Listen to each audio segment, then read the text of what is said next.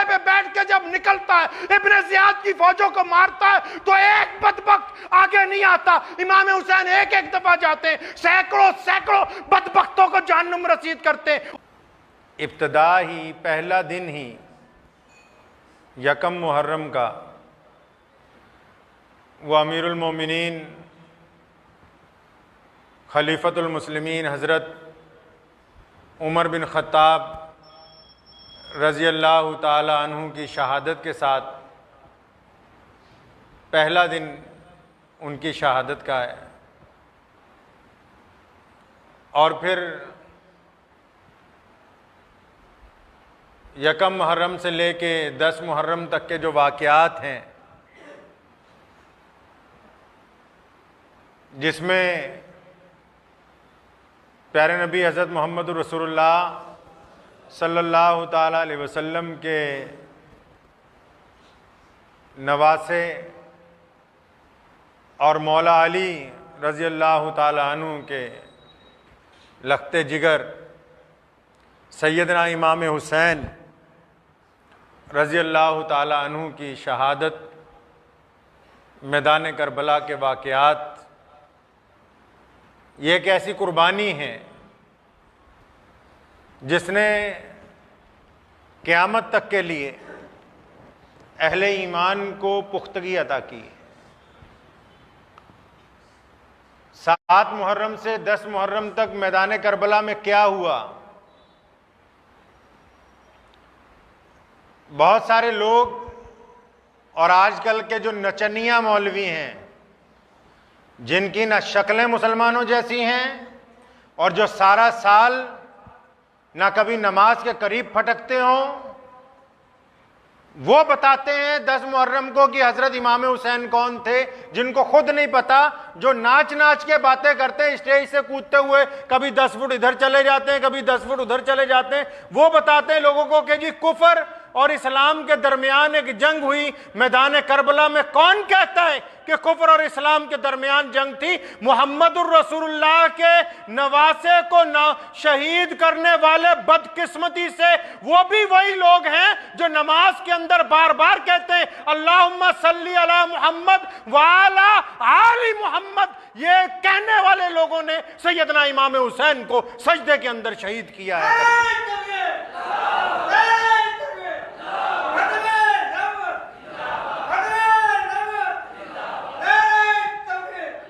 لوگ اس بات کو جانتے ہی نہیں ہیں کہ کربلا کے میدان میں ہوا کیا ہے. مولا علی کے صاحبزادے نے یزید کے ساتھ کس بات کی جنگ لڑی ہے؟ یہ جو شرابیں پی کے جلوس نکالتے ہیں، ان میں سے کسی ایک کو روک کے پوچھو کہ ذرا تم بتاؤ گے کہ امام حسین کی لڑائی کیا تھی یزید کے ساتھ؟ تو ان کو سر سے لے کے پیر تک یہ بھی نہیں پتا بھی لڑائی تھی کیا، وجہ کیا تھی، کیا بات ہو گئی کہ یزید جو ہے وہ ان کے خون کا پیاسا ہو گیا؟ کیوں اس نے ابن زیاد کو وہاں بھیجا؟ شمر نے تلوار کیوں اٹھائی اس بدبخت نے؟ آخر وجہ کیا ہے؟ بس ایک رسم ہے کہ حلوہ اتارنا ہے، دیگیں اتارنی ہے. مسلم بن عقیل جب کربلا سے پہلے پہنچ چکے تھے کوفہ میں تو ان کے حالات دیکھ کے لوگوں نے امام حسین رضی اللہ تعالیٰ عنہ کو جا کے بتایا مکہ مکرمہ میں کہ حضرت کوفے والوں کے دل تو آپ کے ساتھ ہیں، ان کی تلواریں آپ کے ساتھ نہیں ہیں.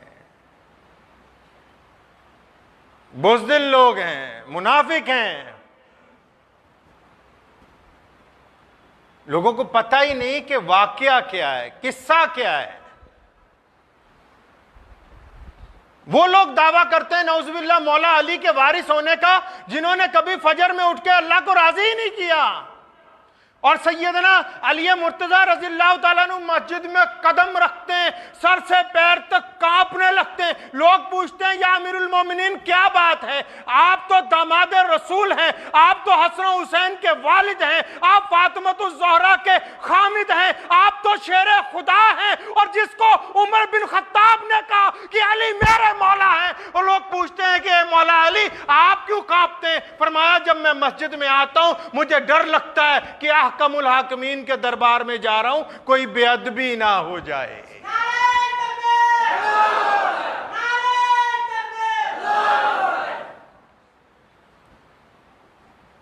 اب جن کے چہرے پہ داڑھی نہیں ہے، جن کی حلق سے شراب اترتی ہے روزانہ،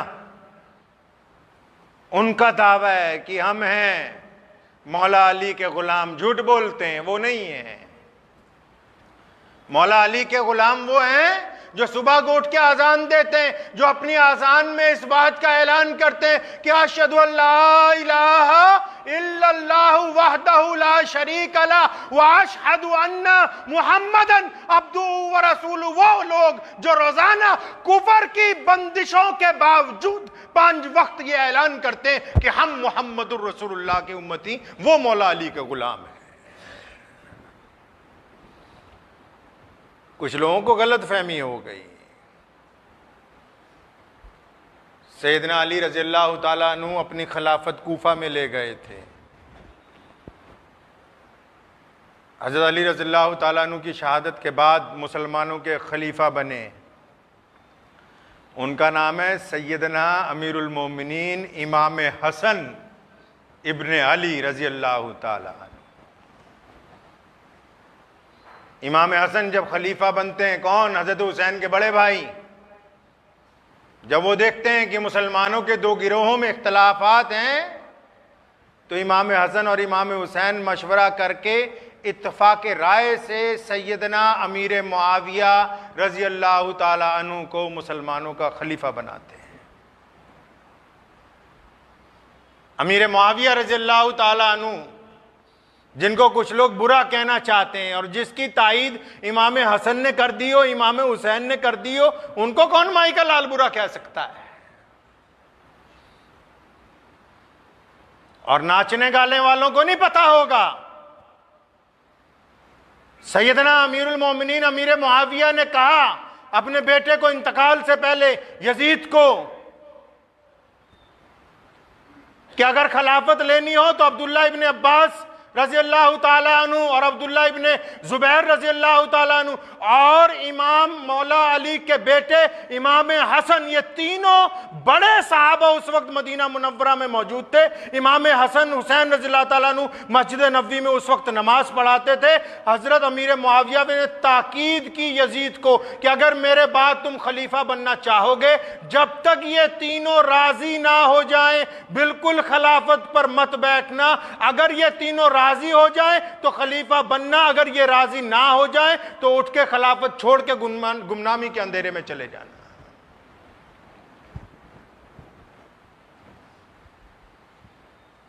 ادھر جب وہ سیدنا امیر معاویہ کا انتقال ہوا تو یزید کو بڑی فکر ہوئی کہ اگر یہ لوگ مجھے بیعت نہیں کریں گے نا تو میرے ہاتھ میں گدی نہیں آئے گی۔ نیت بدل گئی، آل رسول کے لیے دل میں بغض پیدا ہو گیا۔ دولت، حکومت، عہدے بڑی چیز ہیں۔ تاریخ اسلام کا وہ دن یاد ہے ہم کو، سیدنا امیر المومنین عمر بن خطاب کو خط لکھا ابو عبیدہ بن جراح نے، خالد بن ولید نے ملک شام سے، فرمایا امیر المومنین اتنی دولت اکٹھی ہو گئی ہے، یہ جب بادشاہوں کو یہاں سے بھگایا ہے کہ پہاڑ لگ گیا ہے ہیرے جواہرات کا، کیا کرنا ہے حکم فرمائیے۔ امیر المومنین نے کہا تھا کہ میرے صحابہ ان کو ایسا کرو، ان کے تیل ڈال کے آگ لگا دو اس سونے کو، اس چاندی کو، ان جواہرات کو پھونک ڈالو کہ یہی دولت ہے جس نے فرعون کو مجبور کر دیا تھا خدا بننے کے لیے۔ جب حکومتوں کے نظریات بدلتے ہیں تو رشتہ داریاں، بڑے چھوٹے کی تمیز ختم ہو جاتی۔ حکومت ایک ایسا سیراب ہے جس کو دیکھ کے بڑے بڑے لوگ پھسل جاتے ہیں. جب اس ملک میں انگریز کا راج تھا توتی بولتی تھی ملکہ برطانیہ کی. ہندوستان کے بڑے بڑے سرمایہ دار انہوں نے تلوے چاٹنے شروع کر دیے اس کے. اور پھر سرمایہ داروں نے نہیں، صرف اس دور کے سرکاری مولویوں نے اپنے گلے میں توق ڈال لیا کہ ہم آج سے حکومت کی طرف سے فتویٰ دیں گے. اور مجھے ہمیشہ اس بات کا فخر رہا کہ انگریز کے بدترین دور میں علماء لدھیانہ کے 1000 فرزندوں میں سے ایک بھی آدمی کبھی انگریز حکومت کا ملازم نہیں بنا، کبھی انگریز کے سامنے ہم نے گھٹنے نہیں ٹیکے. لوگ پوچھتے ہیں یزید کے ساتھ جھگڑا کیا تھا. آج کچھ لوگ جا کے دیوبند سے، بریلی سے، RSS والوں کے ساتھ جب جا کے ان کے دروازے پر گھٹنے ٹیکتے ہیں، یہ کیا بتائیں گے کہ یزید کا اور امام حسین رضی اللہ تعالیٰ عنہ کا کیا جھگڑا تھا. جن کا عقیدہ طاقت اور حکومت تبدیل کر دے وہ اسلام نہیں بیان کر سکتے. امام حسین رضی اللہ تعالیٰ عنہ کے پاس قاصد بھیجا، مدینے کا جو گورنر تھا، اس نے حضرت امام حسین کو اپنے گھر پہ بلایا کہ آپ ایسا کریں، یزید کی بیعت کر لیں. فرمایا میں اس کی بیعت کس طرح کر سکتا ہوں اگر تمام مسلمان اس کو مان لیں؟ فرمایا نہیں حضرت پہلے آپ کر لیں. فرمایا تم ہمیں عام آدمی سمجھتے ہو؟ آج حسین تمہارے ہاتھ پر بیعت کر لے، تم پوری دنیا میں مسلمانوں کو بتاتے پھرو کہ حسین نے یزید کی بیعت کر لی ہے، تم بھی کر لو. فرمایا نہیں، عام لوگوں کے اندر لے کے آؤ یزید کو، ہم بھی دیکھیں مسلمان اس کی بیعت کرتے ہیں کہ نہیں کرتے. ابھی وہ مدینہ کا گورنر بات کر رہا تھا امام حسین رضی اللہ تعالیٰ عنہ سے، تو عبد الملک بن مروان اس کے کان میں کہنے لگا سنو، اگر یہ امام حسین باہر نکل گئے گورنر ہاؤس میں سے تو بڑا مسئلہ ہو جائے گا پھر ہمارے ساتھ. مولا علی کے شیر بیٹے نے اس وقت مدینہ منورہ میں کہا تھا کہ مروان کان میں کیا باتیں کرتا ہے، سامنے آنا، سامنے آ کے بات کر. کس نے ماں کا دودھ پیا ہے جو علی رضی اللہ تعالیٰ عنہ کے بیٹے کو روک سکے آج؟ مدینہ کا گورنر اور مروان کانپنے لگے. حضرت امام حسین رضی اللہ تعالیٰ عنہ وہاں سے جب اٹھ کے آئے نا، اپنے دوستوں کو بلایا. فرمایا رسول اللہ نے فرمایا تھا کہ ایک وقت آئے گا، ایک مینڈھا ہوگا جس کو مدینہ میں ذبح کیا جائے گا، مدینہ کی گلیوں میں خون بہہ جائے گا. فرمایا میں وہ نہیں بننا چاہتا، میں اپنے نانا کے شہر میں فساد نہیں چاہتا، اپنے نانا کے شہر میں کسی کا قتل نہیں چاہتا. سیدنا امام حسین رضی اللہ تعالیٰ عنہ اپنے خاندان سمیت مدینہ منورہ سے نکلتے ہیں اور مکہ مکرمہ تشریف لے جاتے ہیں. جھگڑا کس بات کا ہے؟ جھگڑا اس بات کا ہے کہ کسی بھی آدمی کو جو دین رسول صلی اللہ علیہ وسلم کا مخالف ہو اس کو غنڈہ گردی کرنے کی اجازت حسین نہیں دے سکتے. کوئی بندہ ہو چاہے وہ تخت پر بیٹھ جائے حکومت کے، فرمایا ہم کیسے اس کو اجازت دے دیں کہ وہ مسلمانوں کے ساتھ کھلواڑ کرتا پھرے، غنڈہ گردی کرتا پھرے. پوری دنیا اگر اس سے ڈر کر بیعت کر سکتی ہے لیکن مولا علی کا بیٹا اس سے خوفزدہ ہو کر کبھی اس سے بیعت نہیں کر سکتا ہے. لوگوں نے روکا تھا سیدنا حسین کو مکہ مکرمہ سے جب کوفے کے لیے جانے لگے کہ آپ رسول اللہ کے لگتے جگر ہیں، مت جائیے، وہ آپ پر لشکر کشی کرے گا. آپ کی بہن نے کہا، سیدہ زینب نے، کہ بھائی ایک دفعہ پھر غور کر لیں. فرمایا میری پیاری بہنہ، رسول اللہ صلی اللہ علیہ وسلم میرے نانا ابو خواب میں آئے تھے، انہوں نے کہا کہ حسین کسی قیمت کے اوپر دشمن کے آگے سر نہیں جھکانا۔ اگر آج یہ روایت قائم ہو گئی کہ طاقتور اداروں کے لوگ حکومت کے سامنے سجدے کرنے لگیں گے، پھر قیامت تک کوئی نہیں اٹھے گا غریبوں کی مدد کے لیے، پھر کوئی نہیں اٹھے گا قربانی دینے کے لیے، حق اور انصاف کی آواز پھر دب جائے گی۔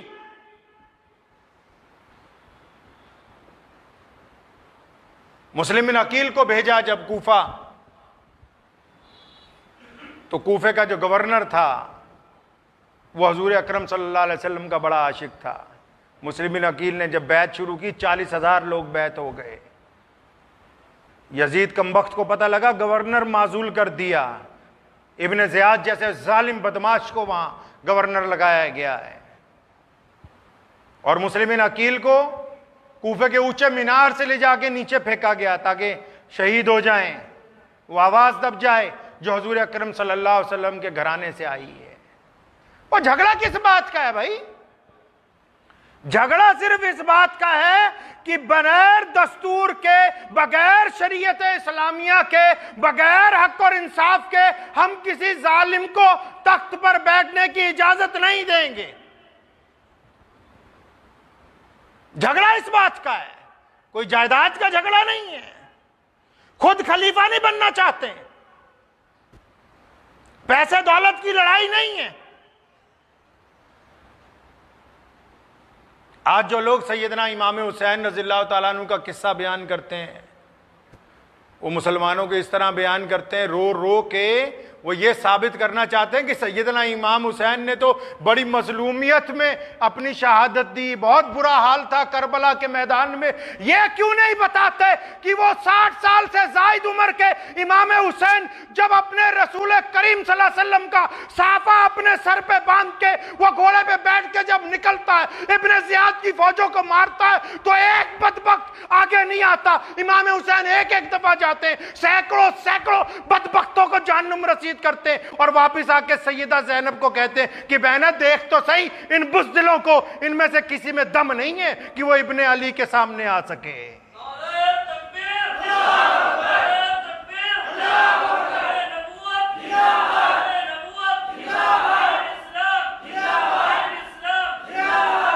رسول اللہ صلی اللہ علیہ وسلم کے بہادر نواسے کو مظلوم بنا کے پیش کرنا چاہتے ہو؟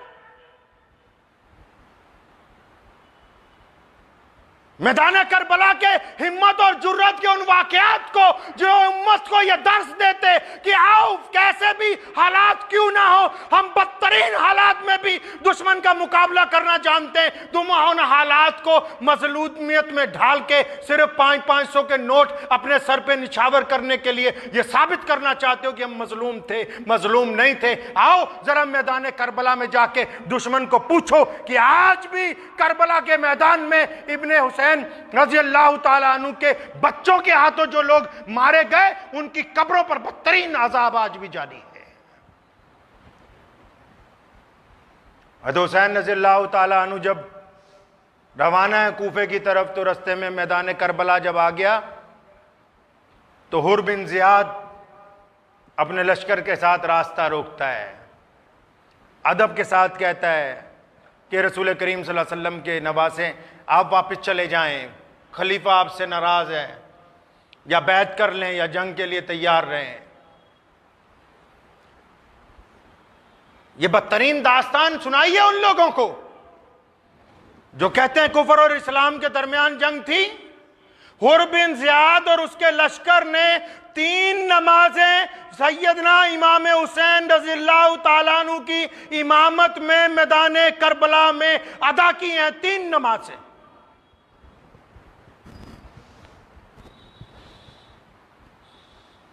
اور کئیوں کو بغض ہے نعوذ باللہ سیدنا ابو بکر سے، سیدنا عمر فاروق رضی اللہ تعالیٰ عنہ سے، اور سیدنا عثمان رضی اللہ تعالیٰ عنہ سے۔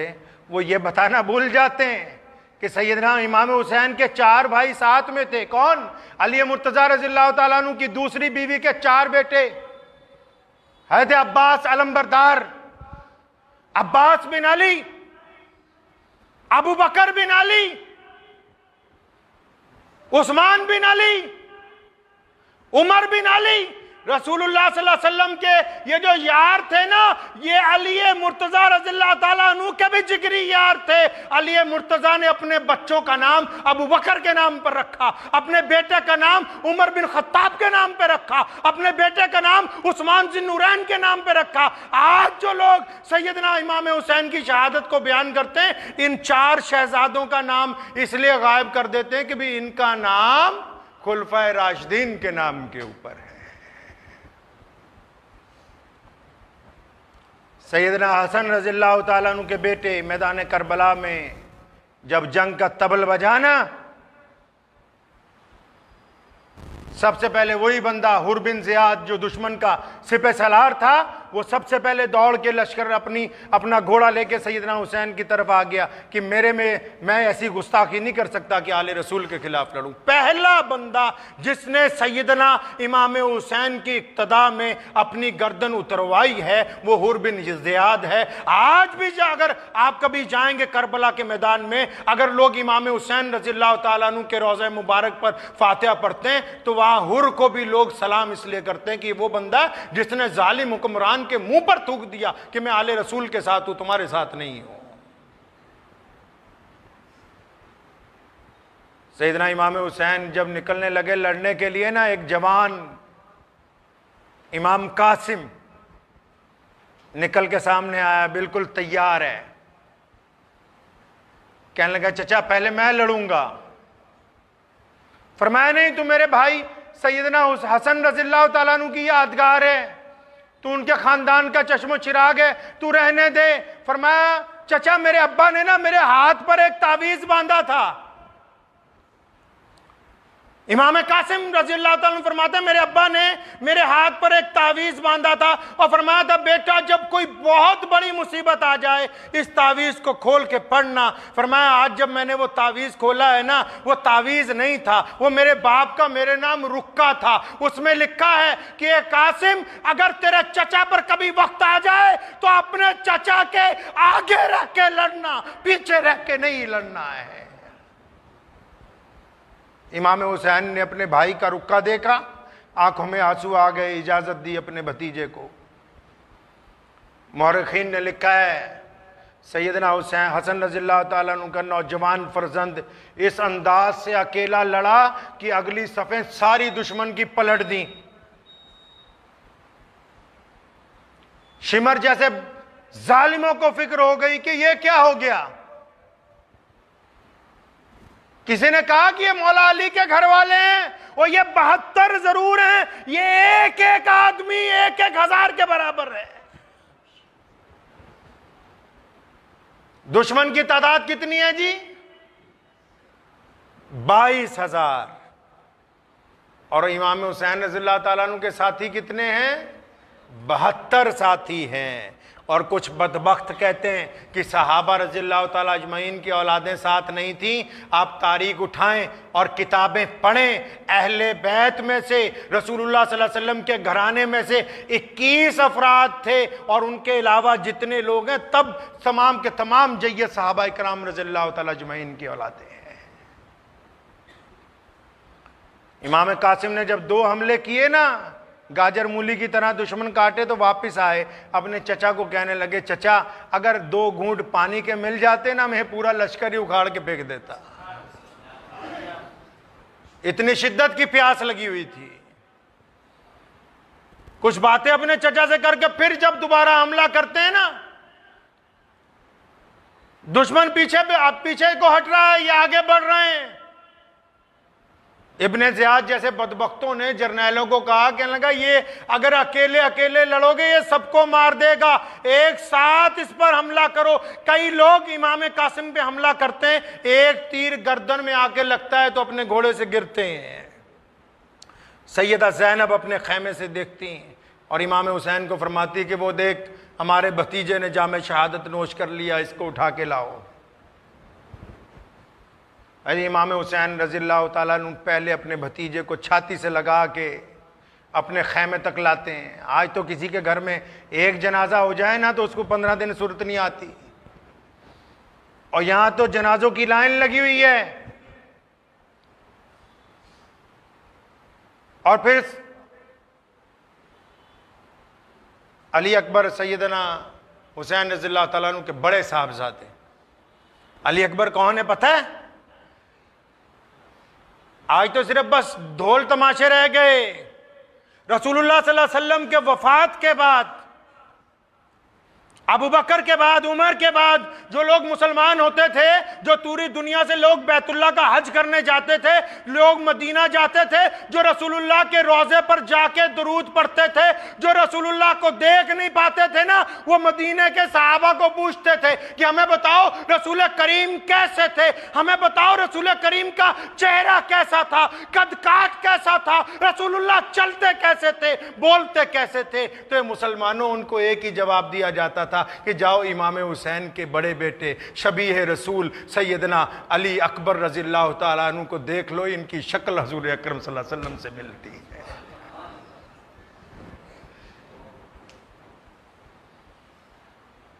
وہ جب نکلے ہیں دشمن کی دانت کھٹے کر دیے جب اس نوجوان نے. آج تو صرف یہی بتایا جاتا ہے کہ ہم پیاسے مر گئے. پیاسے نہیں مرے، ہم نے جنہوں نے پانی گلے کی اوپر تک پیا ہوا تھا نا، ان کی گردنیں ریت کر بتایا ہے کہ محمد الرسول اللہ کی نسل کا پیاسا مجاہد پوری دنیا کے پانی پیے ہوئے پر بھی غالب ہے. لوگوں کو یہ بتاؤ کہ سیدنا امام حسین نے، سیدنا علی اکبر نے، امام قاسم نے ہمت اور جرت کی وہ داستان مرتب کی ہے کہ قیامت تک آنے والے لوگوں کو یہ درس دیا کہ اگر پانی بند ہو جائے، کھانا بند ہو جائے تو دشمن کے آگے گھٹنے نہیں ٹیکے جاتے. علی اکبر کون؟ علی اکبر جن کو دیکھ کے لوگوں کو رسول اللہ یاد آ جاتے ہیں.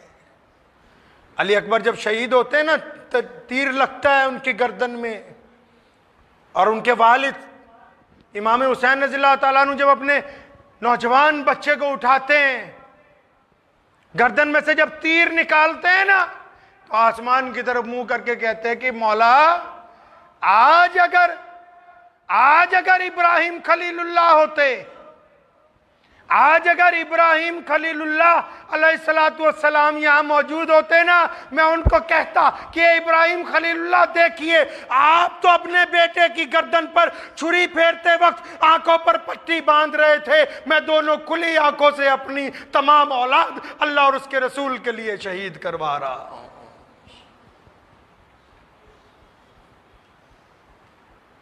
سیدنا امام حسین رضی اللہ تعالی عنہ کی ذات گرامی ہے.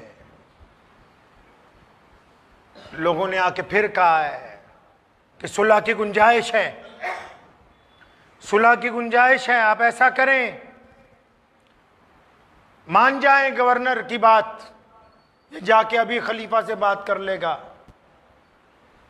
فرمایا بس ایک ہی شرط ہے کہ ہم اپنے نانا کے دین کے اوپر کسی اور کی شریعت کو نافذ نہیں ہونے دیں گے. فرمایا کان کھول کے سن لو، یہ 22,000 کی بجائے 22 لاکھ فوج بھی اگر بھیج دی جائے تو محمد الرسول اللہ صلی اللہ علیہ وسلم کے دین کو دنیا کی کوئی طاقت تبدیل نہیں کر سکتی ہے.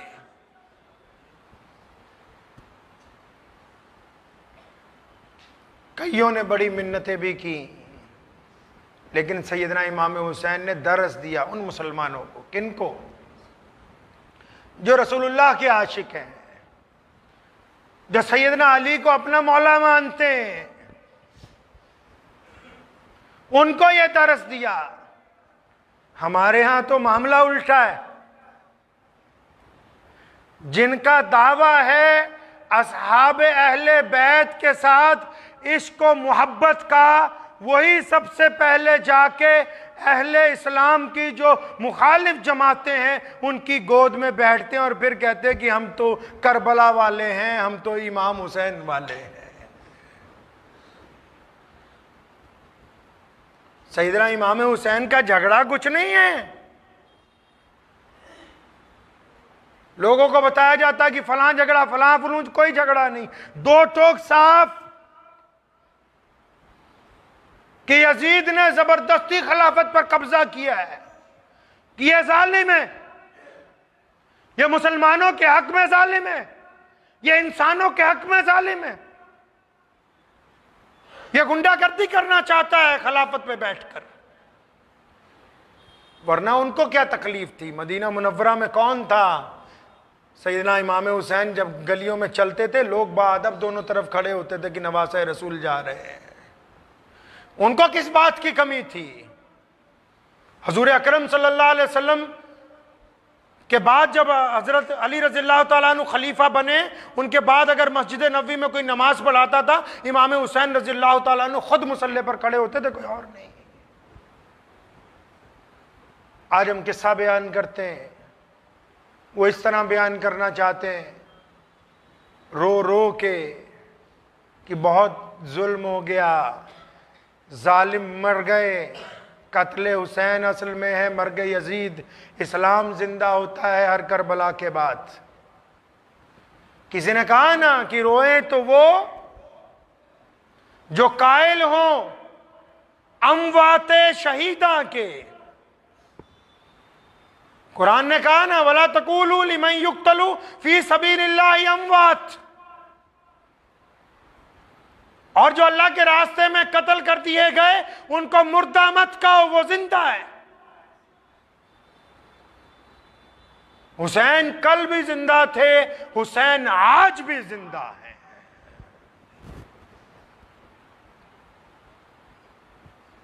بات تو یہ ہے کہ آج کتنے لوگ ہیں جو سیدنا امام حسین رضی اللہ تعالیٰ عنہ کے عقیدے پر چلنے والے ہوں؟ ذرا سی کوئی حکومت کیا پلٹی، لوگ اپنا عقیدہ بدل دیتے ہیں، لوگ وفاداریاں بدل دیتے ہیں، اور ایسے جو گرگٹ ہوتے ہیں نا ان کا دین میں، دنیا میں، معاشرے میں کوئی مقام نہیں ہوتا ہے۔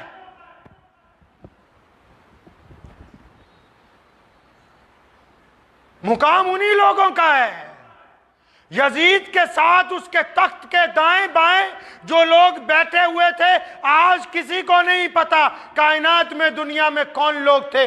یزید جہنم رسید ہو گیا، لیکن سیدنا امام حسین کے دائیں بائیں جن لوگوں نے قربانیاں دی، ان کا ایک کے خون کے قطرے کا امت کو پتا ہے کہ کس کا خون کا قطرہ کہاں گرا ہے۔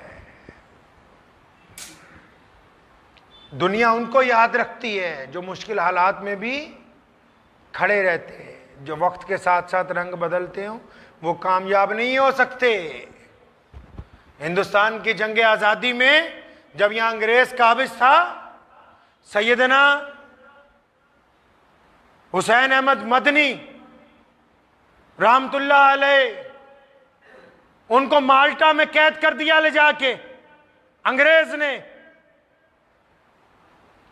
اور سامنے ایک کاغذ رکھا ہوتا تھا کہ حسین احمد اس پر دستخط کرو کہ خلافت عثمانیہ کے خلاف انگریز کی لڑائی جائز ہے، اس پر دستخط کرو کہ مسلمان انگریز کی فوج میں بھرتی ہو کے عثمانی خلافت کے خلاف لڑ سکتے ہیں۔ حسین احمد نے اور حضرت مفتی محمود الحسن نے تا زندگی اپنی پیٹھ پر درے کھا لیے، لیکن انگریز کی بات کبھی نہیں مانی۔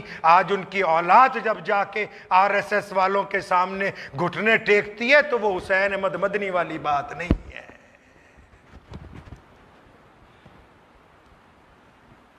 لوگ سمجھتے ہیں کہ حق ختم ہو جائے گا، موت تو طے ہے،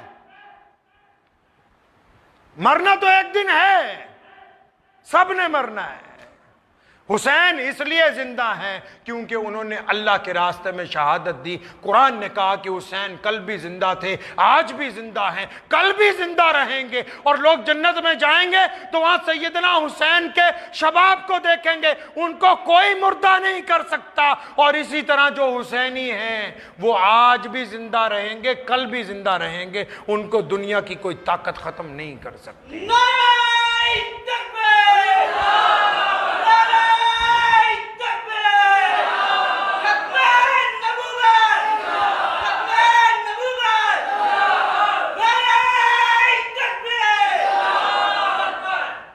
مختصر کہنا یہ ہے کہ جمعے کا وقت ہو گیا ہے کہ محرم کا پیغام یہ ہے کہ حق کا ساتھ دیجئے، انصاف کا ساتھ دیجئے، مظلوموں کا ساتھ دیجئے، ضرورت مندوں کا ساتھ دیجئے، صرف دوسرے کی طاقت کو دیکھ کر، دوسرے کی شہرت کو دیکھ کر یہ نہ طے کر لیا جائے کہ یہ عزت والا ہے۔ عزت تو اللہ دینے والا ہے، وہی ذلت دینے والا ہے، دنیا والے کسی کو عزت اور ذلت نہیں دے سکتے ہیں۔ سیدہ زینب نے یہ بات یزید کو کہی تھی اس وقت، اور ڈانٹ کے کہی تھی۔ اس نے کہا دیکھو میں آج عزت والا بن گیا۔ فرمایا خبردار، اپنی زبان کو لگام دے، اللہ تبارک و تعالیٰ جسے چاہے عزت دے دے، جسے چاہے ذلیل کر دے۔ وہاں ایک نبینہ صحابی بیٹھے تھے، فرمایا مجھے ایسے لگا جیسے علی مرتضیٰ آ گئے ہوں بولنے کے لیے رضی اللہ تعالیٰ۔ تو کسی نے کہا کہ علی تو نہیں آئے، ان کی بیٹی ہے۔ تو فرمایا وہی جاہ و جلال ہے، اللہ تبارک و تعالیٰ نے جو ان کی بلندیاں لکھی وہ کسی اور کی قسمت میں آنے والی نہیں ہے۔ اس لیے میری آپ سے گزارش ہے، 10 محرم کا دن آئے گا، سیدنا امام حسین کو یاد کریں گے تو سیدنا امام حسین پر درود و سلام بھیجیے، رسول اللہ صلی اللہ علیہ وسلم پر درود و سلام بھیجیے، اور ان لوگوں کی مدد کیجیے جو غریب ہیں، جو مستحق ہیں، اور ان لوگوں کو روکیے جو ظلم کرتے ہیں۔ اور صرف دیگیں بانٹنے سے کچھ نہیں ہوگا، دیگیں بانٹنے والے ساتھ نہیں چلتے۔ جو حسینی ہیں شراب اس کے حلق سے اتر نہیں سکتی، نعوذ باللہ۔ اور جو حسینی ہے وہ مسجد میں 5 وقتہ سجدہ کرتا ہے، اس کے چہرے پر رسول اللہ کی سنت ہوتی ہے۔ اس لیے یاد رکھیں اگر حسینی بننا ہے تو سیدنا امام حسین کے طریقے پر چلنا ہوگا۔ کریں گے نہیں کوشش انشاءاللہ؟ کوشش کیجئے کہ اللہ تعالیٰ محرم کے ان دنوں میں ہم سب کو سیدنا امام حسین رضی اللہ تعالیٰ عنہ کے طریقے پر چلنے کی توفیق عطا فرمائے۔ وآخر دعوانا الحمدللہ رب العالمین۔